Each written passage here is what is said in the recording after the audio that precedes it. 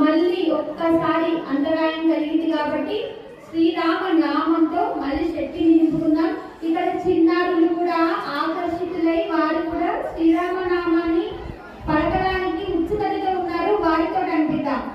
జై శ్రీరామ్, జై శ్రీరామ్, జై శ్రీరామ్, జై శ్రీరామ్, జై శ్రీరామ్, జై శ్రీరామ్. రామభక్త హనుమానికి జై, రామభక్త హనుమానికి జై, రామభక్త హనుమానికి. జై. అయితే భక్తి పెంచుకుంటున్నాం మనం 5 రోజుల ఈ కార్యక్రమంలో. ఈ గ్రామంలో ప్రతి అణువణువు వేద ఘోషతో, వేద పండితుల వేద మంత్రాలతో ఈ గ్రామం అంతా పునీతమైపోయింది, శక్తివంతమైపోయింది. కాబట్టి అణువణువు శక్తివంతమైనప్పుడు ఇక్కడ ఉన్న ప్రజలు కూడా శక్తివంతులు అవుతారు అభయాంజనేయ స్వామి యొక్క ఆశీర్వాదంతో. కాబట్టి ఇప్పుడు మనం అభయాంజనేయ యొక్క ఆశీస్సులు ఉంటే మనం ఎలా ఉంటాం?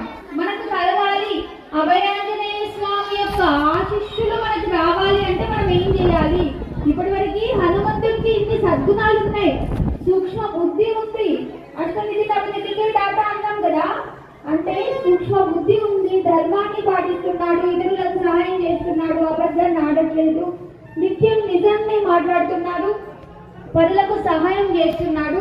ఒక మంత్రి లాగా, ఒక స్నేహితుడు లాగా వారి మిత్రులకు మంచి సలహాలు ఇస్తున్నాడు. ఎవరైతే పరస్త్రీ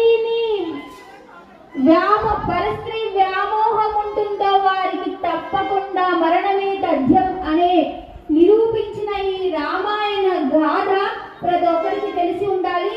మన హనుమ సీతమ్మ తల్లిని ఆ దుష్టుడైనటువంటి దుర్గుణాలతో ఉన్నటువంటి రావణాసురుడు సీతమ్మని ఏ విధంగా చూసి తస్కరించాడో అప్పుడు రాముడు హనుమ ఇద్దరు పరస్పరం పరిచయితులయ్యి ఈ అధర్మాన్ని నాశనం చేసి తులకు